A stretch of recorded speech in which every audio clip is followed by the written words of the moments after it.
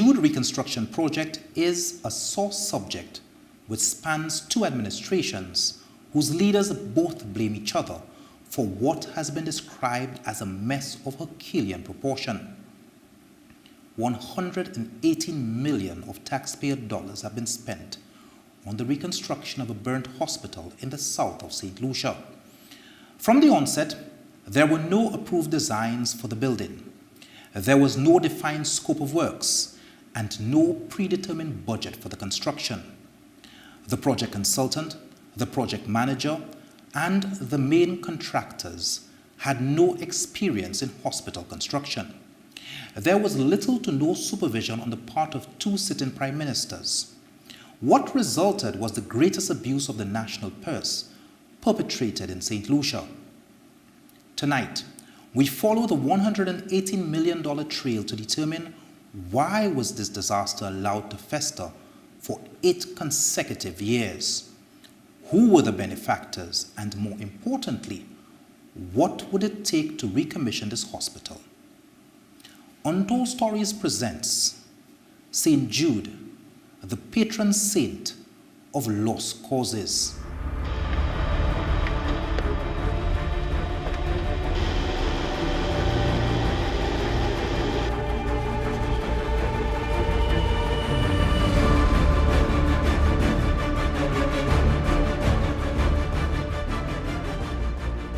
It was a tragedy, so it was necessary for us to show collective understanding. But 2 years? Come on. 2 years in the making, and the hospital is not completed. You will recall that the government gave several dates, made several promises to the people of St. Lucia that they're going to finish the hospital and it'll be completed by a certain month. And the latest, of course, is that we are told that the hospital will be completed at the end of December. The preceding was an HTS interview conducted with then opposition leader and parliamentary representative for Viewfort South, Dr. Kenny Anthony, in 2011. The veteran politician seemed particularly concerned with the financial management of this project. Several institutions and individuals made, as well as several foreign governments, made donations to the government of St. Lucia. To this day, they don't know how that money is being spent, what the money is going into. And there is no accounting, there is no updating, except, of course, as you heard, the occasional tour by the Prime Minister, to convey an impression to the public that there is movement. On November 11, 2011, the reins of power were handed over to the Dr. Kenny Anthony-led St. Lucia Labour Party. The new government's first priority was to open the health facility. Thankfully for the people of Viewfort South, their parliamentary representative was now the Prime Minister, Minister for Economic Development, and the person ultimately tasked with the managing of this project. Naturally, his first order of business was to visit the St. Jude Hospital construction site.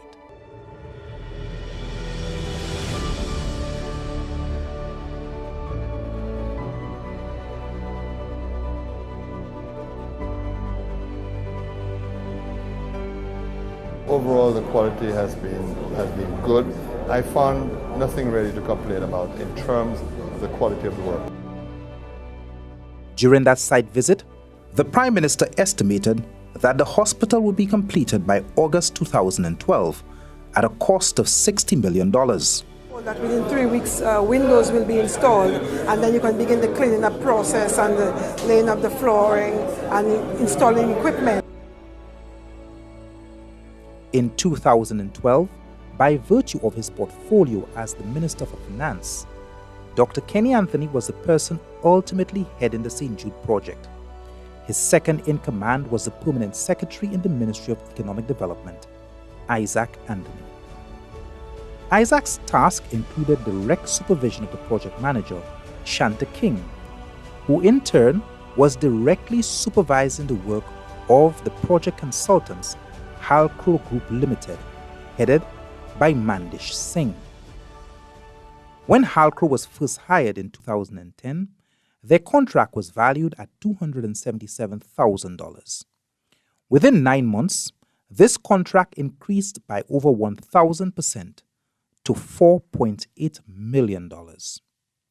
Their second contract started out at $2,064,889.51, but was subsequently increased by 300% to over $6.6 million.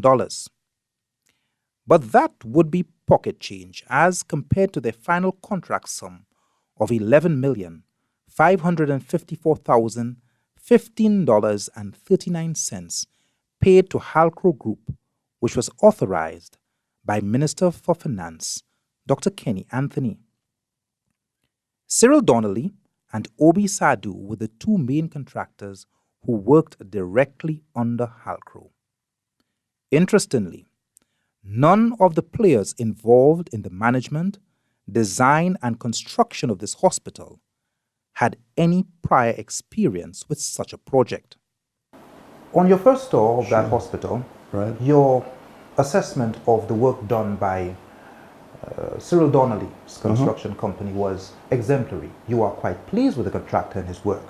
From our research, the contractor and his office tried reaching you on several occasions to discuss some of the challenges at construction site and also the payment difficulties. Did you ever meet with that contractor? That is strange that there were efforts to reach me, because I can tell you my historical pattern is simple.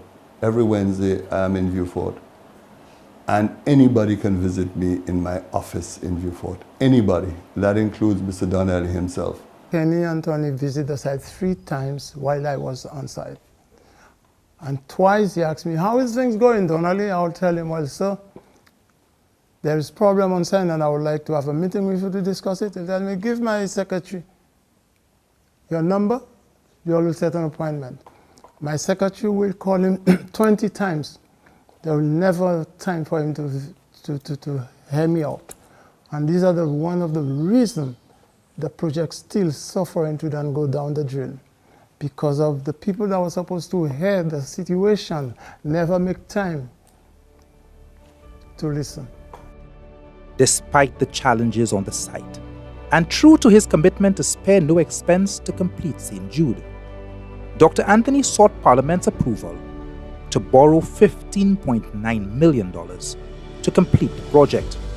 Mr. Speaker, the St. Jude's Hospital reconstruction is another ongoing project that continues to be a priority for the government of St. Lucia.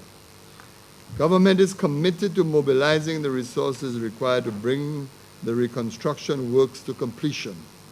Since the commencement of the renovation works, there have been a number of changes in strategy and expansion in scope of the works. This was necessary to ensure that the works being undertaken were compatible with the critical needs of St. Jude's Hospital, but also to facilitate improvements in clinical services. Mr. Speaker, I am anxious for the nightmare of the people of the South to end. I pray that, as promised, that all major works will be completed by August 31st, 2012 to facilitate testing and commissioning prior to the relocation of St. Jude's Hospital from the George Odlum Stadium. When complete, the reconstructed facility at Cantonment will remain the permanent home for St. Jude's Hospital. In this upcoming financial year, government has approved a budgetary allocation of $15.9 million, which is required to bring this project to completion. And with that, the completion of the hospital was set for August 31st, 2012. Fast forward from May 2012 to August 2012, and the hospital was still not completed. And what's worse was, the allotted funds had all been spent.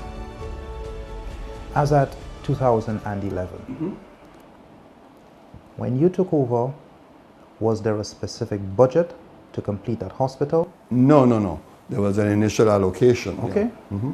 Were there specific plans for the completion of that hospital, as in designs? And more importantly, were these designs approved by the Ministry of Planning? Okay. First of all, you did not have a dedicated allocation. In other words, you didn't have an allocation that says this hospital is funded to the tune of 130 million, 140 million. Can you see the clear and present danger with that? Obviously, there's a danger with that. That's why internal accountability becomes crucial, and that there are checks and balances. But I can also understand the reasoning of the former government from whom we inherited that arrangement. I think the problem was that they too were forced to construct a hospital to respond to the rapid and urgent need to provide medical care to the people of the South. The intention was never ever to stay in the stadium, so that they adopted an arrangement of flexibility, and hence, of course, the reason why they adopted this arrangement of using special contracts issued by the Minister of Finance for payment.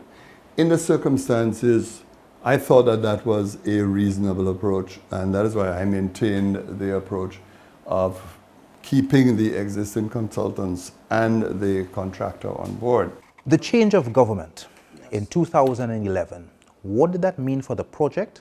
What did that mean for your scope of work? And what did that mean for your company? Destruction. Total destruction. We did dispense with the services of the contractor. Why? For a very simple but important reason. We kept the contractor, I believe, for well over a year, possibly more than a year. I can't remember the dates.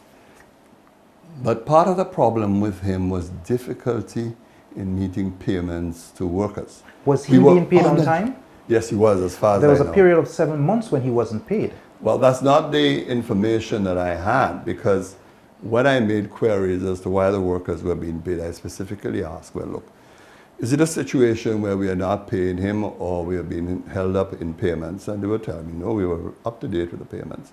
And it became a huge problem with the employees at the at the hospital, because they constantly complained to me that they were not being paid on time.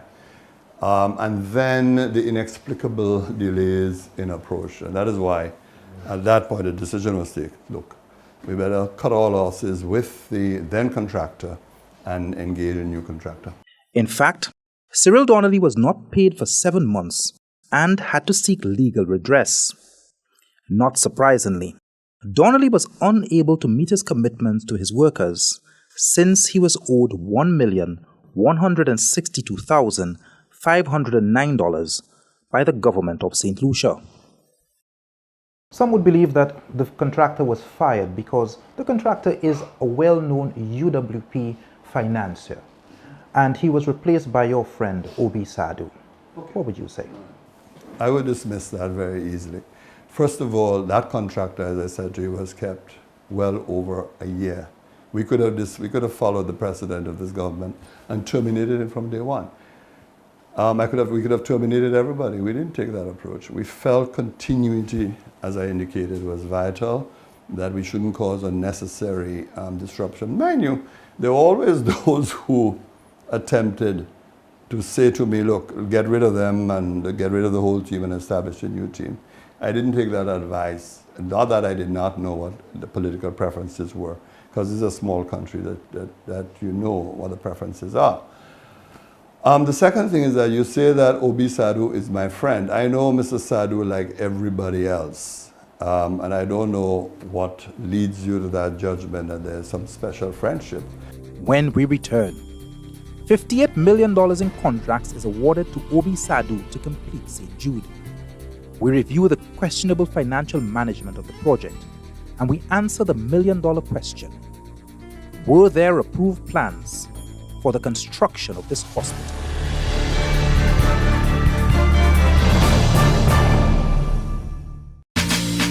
This is freedom, this is life, happiness is all I'm seeking.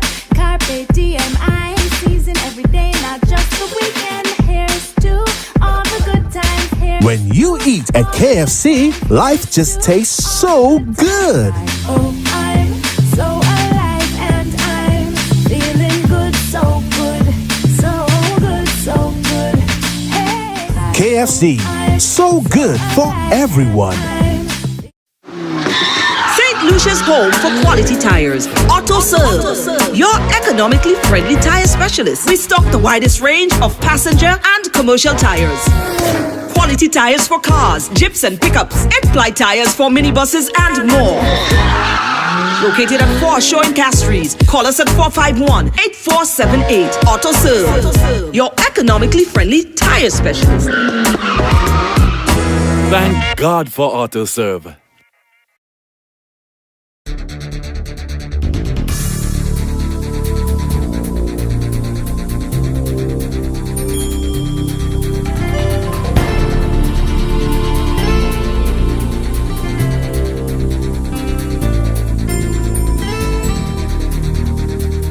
The role and responsibility of the Ministry of Physical Planning and the Development Control Authority is to make provision for the development of land, the assessment of the environmental impacts of development, the grant of permission to develop land, and for other powers to regulate the use of land. It identifies the measures to be established to mitigate against any potential adverse impacts that might occur as a result of the proposed undertaking. For years, the rumor mill churned with assertions that Halcro Group, headed by Mandy Singh, never submitted the St. Jude blueprints to this government department. It was an assertion Stevenson King vehemently denied. When Dr. Anthony took over the management of the project, one would have imagined that this situation would have been rectified. Dr. Anthony, were there approved plans for the construction of this hospital when you took office? And also... That I can't confirm, but I would assume that they knew very well the contractor and the person who had responsibility. It's not a kind of thing that you're going to go in and check all the time whether they approve plans. You assume that senior public officers would be in a position to determine that. So I couldn't tell you when plans were submitted, what dates, who submitted plans, but I assume that there was so. Any construction of that magnitude, it would be very unfortunate if no plans had been submitted. This is a project that you were managing. Right. Not a line manager, but overall manager. You were the overall manager. One of the key things is to have a budget, designs, and it's a specialized unit. So it has to meet international standards, and more importantly, it has to meet local standards for our planning department, fire, health, and so forth. Would it surprise you to know that from 2009 till 2016, zero, not one plan for that hospital, no part of it, neither the reconstructed surgical wing or the new morgue or ambulance bay, nothing had ever been submitted to the planning department. I would be surprised to hear that, but I would not contest that because I don't have the knowledge. In June 2015, the Prime Minister secured the assistance of the Mexican government to construct an ambulance bay and a morgue. The project was completed within budget and on time. The only thing was that the architectural drawings for these two specialized buildings were never lodged with the planning department. The leader of the project claims absolutely no knowledge of this. Two new buildings and the same problems on the old St. Jude site continued with these two new buildings. What are the old problems? Let me finish, sir. Sure. There were no approved plans, no designs submitted to the government agency responsible for development control. Right. Well, we have covered that because you said that but before. We put some of that blame on the former administration. But now you, as the project leader on this, two new buildings, the same errors. Right. Why? Okay. We have covered that before because you asked me that question earlier on, so you were really asking me the same question. As I said to you, the assumption would be that if a ministry is in charge of implementing a project, that they would make sure that they secure all the approvals that are necessary. And I told you before, I'm surprised to hear you say this because senior officials of the various ministries would be aware of that fact. Certainly, if I were told that, look, there are no plans, I would have asked, but why are you then building a building with no plans? I visited the planning department and met with the Deputy Permanent Secretary Hildreth Lewis and Karen Augustine, who is the Chief Physical Planner. She is also the Executive Secretary to the Development Control Authority. They both confirmed that Halcro Group never officially submitted any plans until March the 2nd, 2016, long after well over $100 million had been spent on the facility. St. Jude's problems were not just limited to poor architectural planning. The financial management was also a nightmare. There was a very peculiar payment arrangement where the project consultant was Sand King, you mean? No. Project consultant was Mandish Singh. Oh, Mr. Singh. Right. Yes. Mr. Singh had a photocopied document from both Obi Sadhu and Cyril Donnelly giving him permission to hire all subcontractors and paying and negotiating for the payments for all subcontractors under their contract. Very peculiar arrangement. So in the case of Obi Sadhu, for example, his overall contract was for $58 million. What was actually paid to his company was nearly half of that. The rest was allocated by Mandish Singh and Halcro to a series of subcontractors. That definitely, from our research, goes against the Finance Act. As Minister of Finance, were you aware of these arrangements and were you comfortable with them? Okay, Dale, you're welcome to make judgments about what is legal and what is illegal and what is contrary to the Finance Act. That is your assessment, that is your value judgment, and I don't know whether you're in a position to make that kind of statement. But let's let it fly. Let's go past. But I'm just saying that one has to be very careful about statements like that. I would not know the internal arrangements between contractors. What I would know is that in accordance with the budgetary allocations and arrangements, payments would be made to contractors on the basis of certification or on the basis of the approval of the project coordinator, and those payments would be made from the ministry's allocation. Unless you become aware of something untoward or something unusual, then of course you're not going necessarily to probe,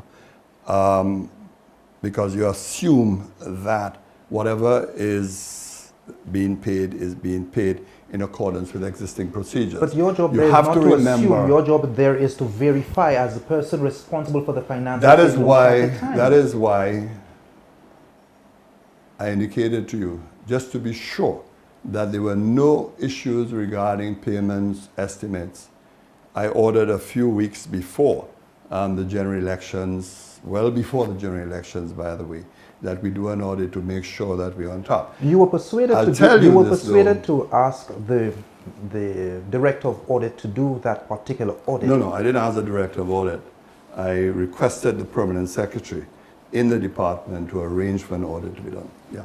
Or vice versa. Or she has choices as to how she's going to do that audit. It could be a private audit or a public audit. What were the red flags that caused you 4 years down the line to say, oh, something might be wrong, let's audit this? There were no red flags that something was wrong, Dale. Auditing government projects is a normal part of the process of any project implementation. For 4.5 years, sir, were there any financial statements on this project? Yes, we received financial statements through the permanent secretary, especially at budgetary time. There were multiple addendums that came to your desk for signature without the supporting documents for these addendums. After speaking with the accountant for the project, the former permanent secretary as well, quite a few of these addendums came, they were signed, and there were in many cases nearly 100% increases in the cost. Sir, what management did you use? Okay. I would ask you to give me proof of all these documents that you're saying, because you're assuming that this is the case. And you are quoting things that I am not seeing before me. What I can tell you is this, that internally within ministries, when requests for payments are made, that it is the responsibility of the ministries to go through the figures. You don't get a pile of documents as a minister. You get very basic documents with the information after the clinical assessments have been done for the request for expenditure. That's how it works. In fact, Untold Stories did carry out research and pulled out several of these addenda authorized by the Ministry of Finance without any supporting documents. The scope of works on the St Jude reconstruction was forever evolving, based mainly on request from the St Jude Hospital Technical Committee in the form of additional rooms, storage areas, canteens, and variations in floor plans. Changes which were regularly added to the cocktail of an ongoing construction that had no specified budget and thus contributed to the dreaded phenomenon of scope creep. We're seeing the culmination of a lot of work that has gone into this whole process. And I suspect that finally we're seeing light at the end of the tunnel. I was talking initially of a hospital being constructed at 30 million. It's now in the vicinity of 47 million. I think by completion it's going to be about 60 million. But you know what? I think it's going to be money well spent because you're going to have, as I said, a new hospital, increased facilities, brand new facilities, equipment that we never had before here at St. Jude's. All the best for 2014, and to make that pronouncement that this is the last January that they're spending on this ground, and very soon we're working very hard to see how soon that we can move to the new home, which they are so excited about, and I want to be part of the transition. That hospital will end up costing the government of St. Lucia $130 million. And you know what? I will find it. We are finding it. And we will do so because we are determined that the people of the South get a hospital that they truly deserve. Some would pass the blame for the change in scope of the hospital to your department. They would say that St. Jude management constantly kept asking for different things to be added to the project, and as such, the scope of works expanded and extended. What would you say? In as much as managers and supervisors made requests, and I say request, of what they desire to have within their spaces for their specialist areas, I think the onus was on the project to guide managers. And from my recollection and visiting the site, from what I'm aware of, the specifications that were given by staff, that was not what was on the ground. What were some of the challenges? Well, the challenges were, for example, keeping the cost down, because at the end of the day, the Prime Minister wanted to see the cost down, and that was our main concern. Keep the cost down. So every meeting we had, we were looking at and make sure that we needed to keep the cost down, and that was the main thing. But at the end of the day, and that's why, I don't know, do you have a meeting with Shanta, for example? No? Yeah. Shanta King has refused to have an interview with us and also provide any information relating to this project. So did you ask her why? Because I know Shanta is very straightforward. I'll put my neck on the block for her. But I wish she would have been straightforward in this case, because well, maybe there's a reason why she doesn't. For 4.5 years, you offered St. Lucians 4 different opening dates. Your Minister of Health, my correction is 7. She gave St. Lucia 7 different dates for the completion and opening of this hospital. Why, Prime Minister? Because when you make those pronouncements, one, they are always very, very risky. You made them 4 years in a row. Yeah, but the second thing is this, that you are going to make these pronouncements sometimes on, well, most times I would hope so, on the advice of the technical personnel who are in charge. I mean, it's like the new hospital So deal. the first year they give you this date for opening and it doesn't happen. Right. What do you do? And the second year, you go ahead by saying it's going to open in October, and it doesn't. And Right. the third year, you have the very same thing, and then your Minister of Health goes about saying the very same thing multiple times. Right. What level of confidence do you expect the people to have? And more importantly, Of course, I think who people are are the people, justified. Who are the people giving you this advice? Yeah. Why are you taking it? Why are you saying it? And then having to repeat consistently changes. Yeah. Obviously, where deadlines are not kept, people become suspicious, people become cynical, people become uncomfortable. The decision maker is often placed in an uncomfortable position, and that is to reassure persons that whatever is being done will be done in good time. I mean, this is one of the liabilities of public office.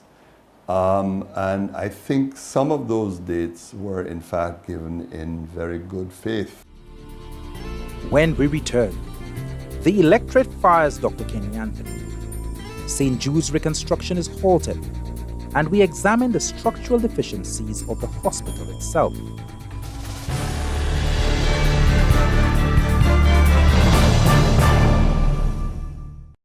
70% of all health decisions are influenced by lab results. Delivery of accurate, reliable, and timely results has been our mandate for over 20 years. We are Laboratory Services and Consultations Limited, generating hundreds of lab tests each year while delivering quality, personalized, confidential service, one client at a time. With a reliable network of regional and international partners, all tests are conducted with patient care in mind. Laboratory Services and Consultations Limited, saving lives and caring for people. We focus on results so you can focus on what's important. Telephone 459-2200.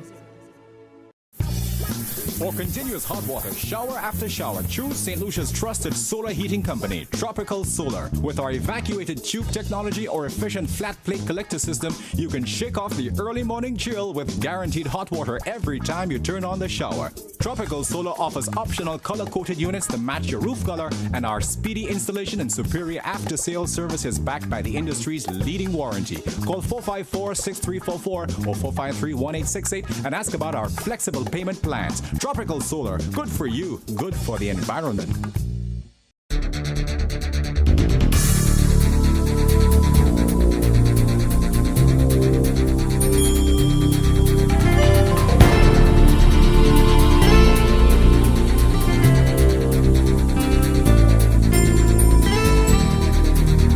SLP General Secretary Leo Clark confirmed Thursday that Dr. Kenny Anthony would indeed be stepping down officially before the end of the week. The political cycle ended on June 6, 2016, and Dr. Kenny Anthony and his party were left out in the cold. The people of the South never experienced the promise of an ultra-modern hospital. And with a new cast of actors being sworn in, the patron saint of lost causes would yet again be kicked around as a political football. Shortly after assuming office, Guy Joseph, the new Minister for Economic Development, and Mary Isaac, Minister for Health, toured the site. What they observed was, according to them, vexing.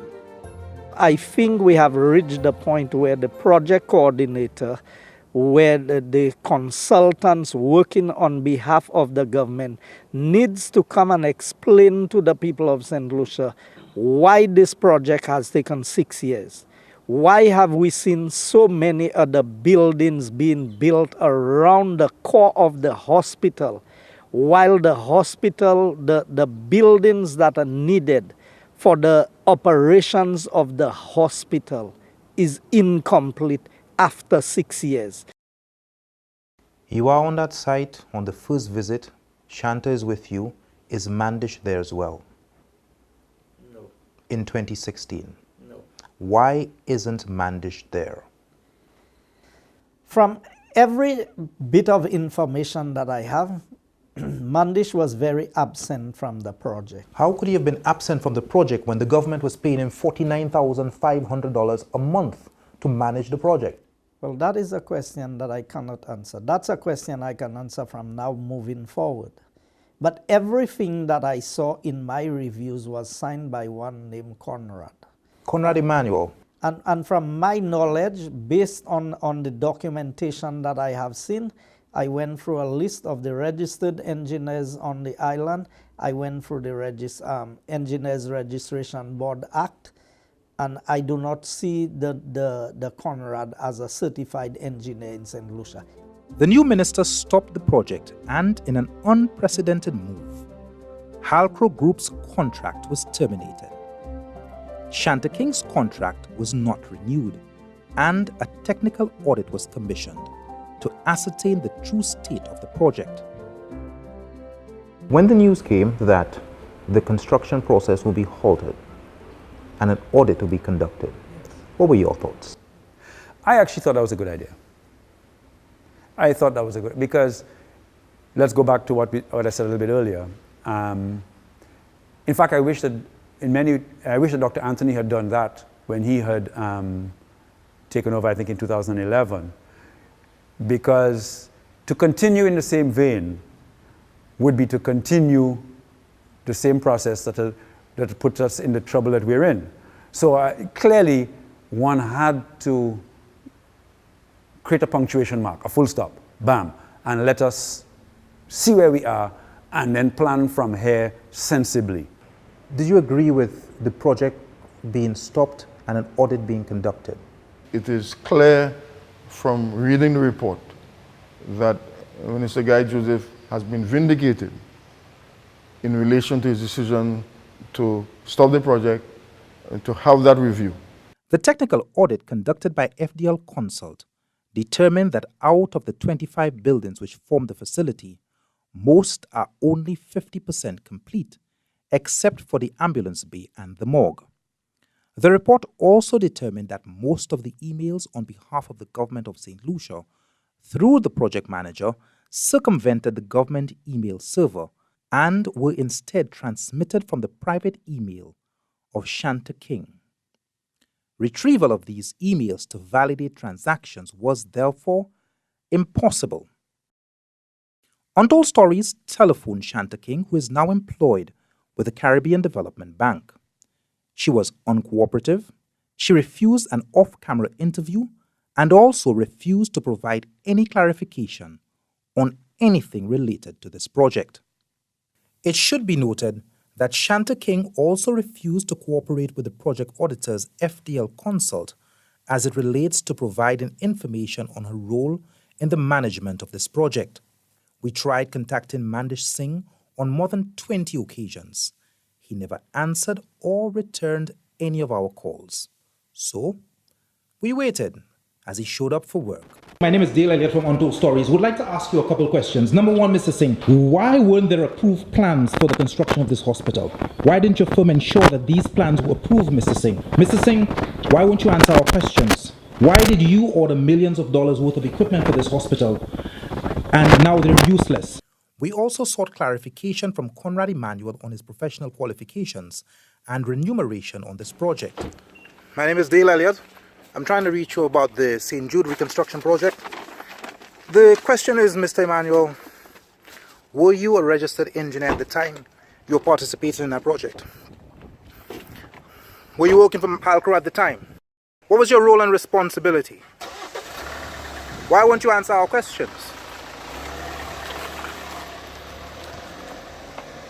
Shortly after airing part 1 of this documentary, Untold Stories was served with threats of legal action by solicitors acting on behalf of Mandish Singh and Conrad Emmanuel. The legal correspondents claimed that a confidentiality clause in the contracts of Mr. Singh and Mr. Emmanuel precludes them from speaking about the project. We contacted the former permanent secretaries of the Ministry of Economic Development. All except Ms. Tracy Polius declined an off-camera interview. We contacted Obi Sadhu, the second main contractor on this project, who was very cooperative. However, he refused an on-camera interview. The technical audit, which cost taxpayers $980,000, was a catalogue of a series of catastrophic engineering, financial, and project management failures. The technical audit was where our troubles began. Because then we realized we do not have DCA approvals. The building is not drawn to it's not built to specifications of a hospital. When I spoke to the plumbers, they told me if you see a sketch that shows that the pipe is running in the right wall, most likely it's in the left wall. What else did the audit discover? Audit discovered that every single contract that was issued under this project was by direct award. Over 21 direct awards given under the project. The selection and the pre-selection of contractors, we could not understand. The changing of the scope of works of the hospital, there were so many changes that it was nothing like what was started under the United Workers' Party government, where a project that should have been under $50 million was now finally priced at $176 million. We have in St. Lucia a travesty of procurement guidelines called direct award that has been used, it was introduced, from my recollection, by Dr. Kenny Anthony, primarily at the time as a response for emergencies, and has become over the last 15 years the most abused system of procurement within this country. Every government, the SLP government, the UWP government, have pursued direct award as the modus operandi to dealing with the execution of contracts. In fact, ironically, there is a report done, I believe it's by the UN, that looked at procurement. And in the report, it said that 86% of the major contracts in St. Lucia were given by direct award. That is how bad it has come. The audit also revealed that Conrad Emanuel, seen here on multiple tours with government officials, who was acting as a site engineer, neither possessed the academic qualifications of an engineer nor the requisite construction supervisory experience. Yet, his salary was increased by 83% during the lifespan of the project, with no increase in his responsibilities or qualifications, from $9,000 monthly to $16,500. His boss, Mandish Singh's salary, increased by 23%, from $38,000 a month to a whopping $49,500 monthly. There were no records to indicate that payments were based on performance matrices. On the contrary, it appeared that payments were made purely on submission of time inputs. Therefore, invoices were honored based on unsubstantiated time inputs. Halco's monthly reimbursable rates also increased by 560% over the duration of the project. With such loose arrangements, the audit report said, it would not be a stretch of the imagination that it was in Mandish Singh's interest to enable the situation in order to extend his services for as long as possible. The audit report also uncovered the unorthodox use of contingency fees of astronomical amounts. This, it said, was highly irregular, as it is the norm for a contingency sum to be retired against a specific activity or inputs, but not paid out as a sum. The audit is littered with hundreds of thousands in payments disguised as contingency payments. A payment review discovered that Halco paid its staff a total of $166,402.61 for the same services already paid for by the government of St. Lucia under the same agreement. This constitutes not only a double payment, but an unethical practice. As a result of this dubious practice, the government of St. Lucia, through Mandish Singh, ordered millions of dollars of specialized equipment, building material, and hospital supplies, and in many cases, paying exorbitant rates as these shipments were expedited years before they were actually needed. It is reported that millions of dollars of specialized hospital equipment have been rendered useless because of the time frame and manner in which they were stored. You were also involved in what the press called Operation Restore Container. You were on television, going to various places, knocking on doors, looking for government property. What was that all about? When we went through the audit report, the amount of things we found out that had been purchased under the name of St Jude Hospital Project that could not be found anywhere. These were purchased and imported into the island duty-free. In fact, very early in the game, when I came in, I was handed a bill that we have a container sitting on port in the port castries, 2 containers, 2 40-foot containers, that had accumulated demurrage charges or rental charges, not for it overstaying, just for the use of the container, of about $166,000. 2 40-foot containers. We could have built a whole warehouse with that money and stored our things. At least we would have had a warehouse. So immediately I started to see how could we have allowed all of that to happen. Then I understood there was another set of equipment at Grand Riviere, and there was another set at Marisil, and there was another set at Bizet. All during that time, there is a huge warehouse built as part of the St. Jude project, completed, secured, empty. One of the most damning condemnations of the execution of this project is highlighted by FDL Consult on page 161 of the audit report.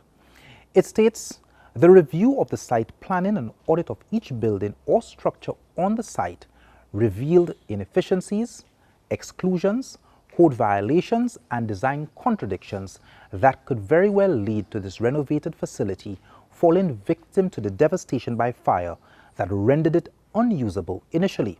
I believe right now I am telling the public the truth, that here was negligent because of lack of proper management. Here went down because of politics. So during the process when you worked on this, was there ever a time when some of the things that you saw happening, you called into question and you called the project manager or the project consultant and say, listen, you all are getting 1, 2, 3, 4, 5 things. I am not comfortable working with them? That is a very good question to ask. Yes, but when I called the project manager, which was Santa King at the time, so many times enough that when I questioned her why you are not taking my calls, she will tell me, do not ask her that question again because she's not working for me. She's not one of my staff.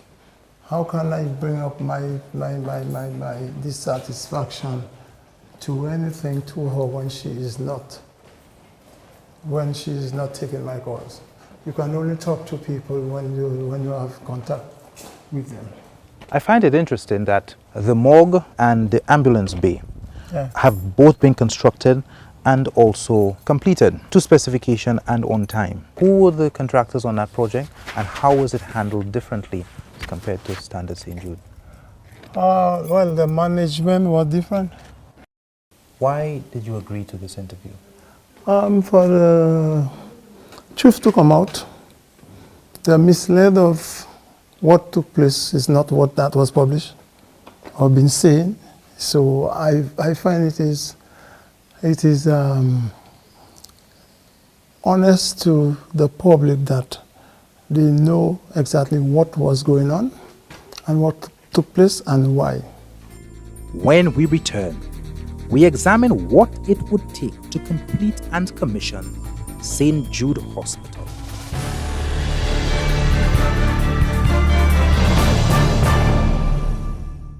Come to nature's best.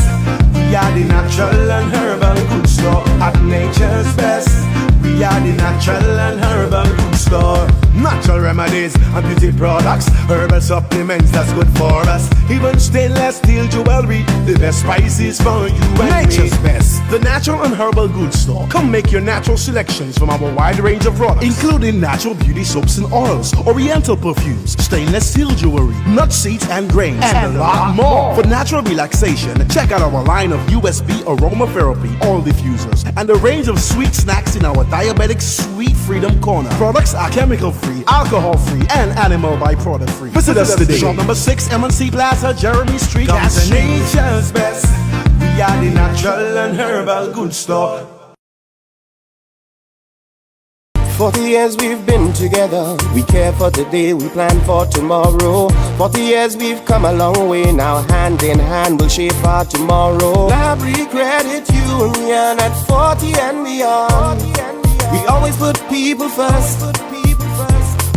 We always put people first. Library Credit Union, celebrating 40 years of transforming lives. We always put people first. We always put people first.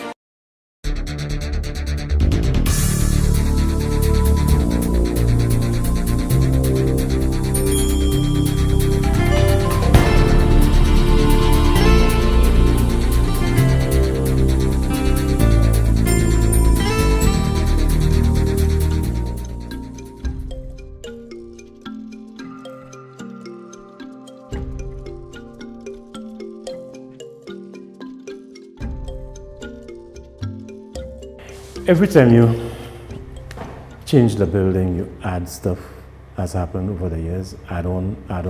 There were reasons why, I'm told, maybe funds came available, so let's add on some more. And we got some more funds next year, so let's add on some more.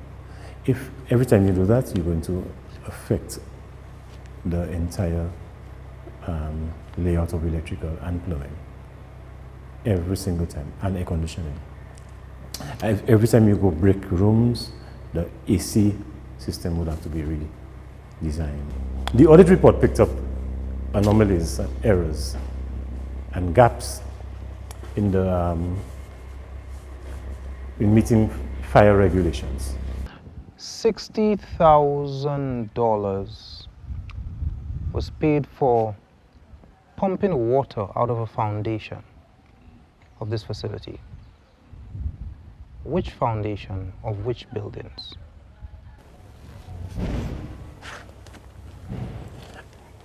Boy, I'm not sure I can't tell you that. I mean, that's buried works. So in this business, when it's buried, it's gone. $60,000 gone. Moving forward, you spent $800,000 on an audit. The hospital site is shut. There's no work going on. The people in the south are hemorrhaging. The nurses have no idea when they're going to go back to their original home. People want to make it an issue that we've spent $800,000 for an audit. But we've spent $118 million on a facility that should not have cost us $50 million. And nobody wants to be held accountable for the failings. And I'm telling you, both governments have to take their share of blame for the mess that St. Jude has found itself in. Because there are no approved drawings for the building, we had to get the architect or the consulting firm that did the technical audit to go in and do as-built drawings. So draw the whole building as it is, to submit it to DCA so that DCA understands what is there presently. Then reconfigure it to meet the specifications of a hospital. So where you have the corridors of 1 meter and you need the 2 meters, you need to break down the wall. You have wards that you cannot bring in a stretcher into the ward. You have wards where there's a column in the middle, and for you to move one bed, you have to move all the other beds. We are working on a project to try and get 70 beds into a hospital that should be 115 beds. And we are having a lot of difficulty even getting 70 beds in there. We may have to go down to 60 beds. There were 3 operating theaters identified. Only one meets the specification requirements of an operating theater in terms of square footage. The other two, we have to combine it together to try and make one. We have an area for emergency. You can go and see the door. The ambulance cannot get in there. The space is so small. Where you have to enter with the people is where the persons attending to them is sitting. So we have to build a whole new configuration for the emergency section of the hospital. This is what it is. We found the technical audit. None of this information would be available. And all we would do is finish the nonsense that started out as the hospital. And I refuse. I will take my blows from everybody.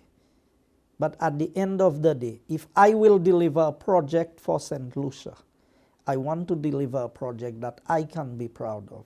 Once we start construction work, I'm giving ourselves 6 months to finish the construction work. I hear you. So I hear you, Mr. Joseph, but this does not sound realistic. I want you to understand that. Because the same words that you're using now, we've heard these words with conviction from Dr. Anthony. We've heard these words with conviction in the House of Assembly from Stephenson King. We've heard them all the time from Alvina Reynolds about moving in dates and so forth and so forth. Now we understand the clear plan from you. We have not decided what it is going to cost, how the government is going to get this money. But there is a 6-month time frame? No. Come on, Mr. Joseph. No. You need to understand what I'm saying in the context. If construction work starts in September, then we will finish construction 6 months from September. I did not say we will open the hospital 6 months from September. There's a difference between being able to complete the construction process and being able to open the hospital. The part that I am responsible for is the part of the construction. Urgency of St. Jude, I expect to run free shifts there of 24 hours.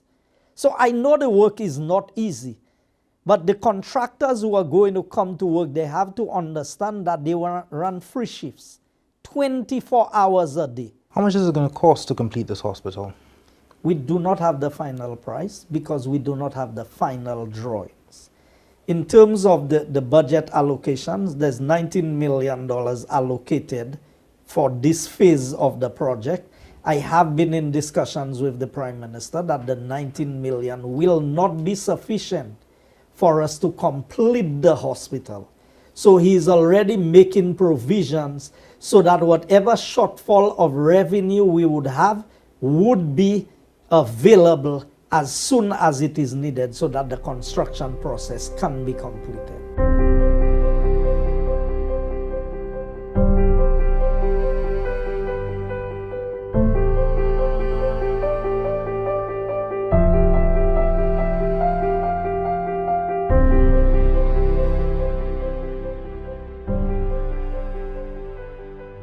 The St. Jude Reconstruction Project can rightly be described as a mess of Herculean proportions. A project originally intended to commence as the reconstruction of a surgical wing mutated into a reconstruction project that spun $118 million out of control.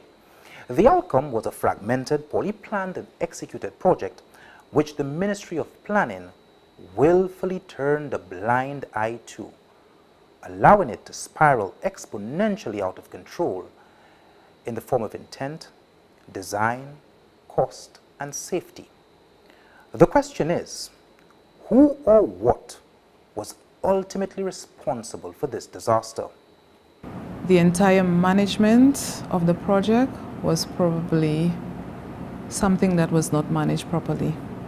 Were you satisfied with the way Halcro was handling the management of this project? Certainly. Certainly. Project management, and I'm not saying the project manager, let me be very careful, project management, which is the whole mix, was out of control. Were you satisfied with the work of Mandish Singh and Shanta King in the management of this project? I was disappointed because of the delays. There's nobody who got affected by the delays more than I did. It was my constituency. And the truth of the matter was that I wanted to get out of the stadium as much as possible.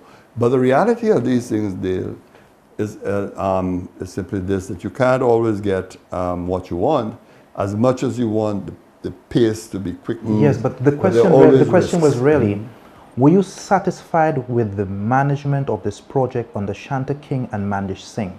I'm not going to make a judgment of that based on the delays and so on. What I'm saying is that I certainly was very unhappy that the construction was delayed so much.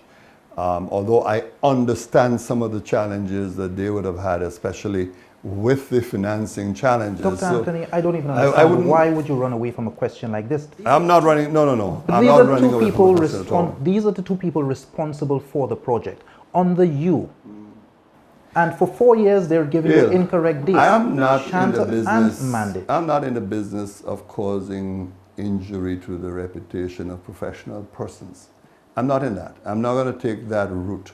If you wish to cast judgment... Are you satisfied or are you not satisfied? That was the question. No, my simple answer was that I was disappointed that we were not able to complete the hospital to deliver it to the people of the South, to the people of the country. But I'm not in the business of injuring people's reputations.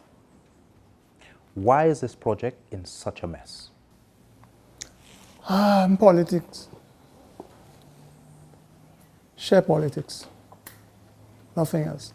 Politics, bad management. There are persons who contributed significantly to the mess that we are. Like whom? I would say the project manager and the consultant. If you ask me to pick two persons to hold responsible for this project, because they were being paid hefty sums of money.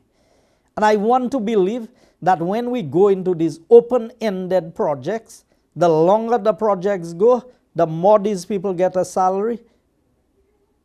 Why should they have a vested interest in ending the project?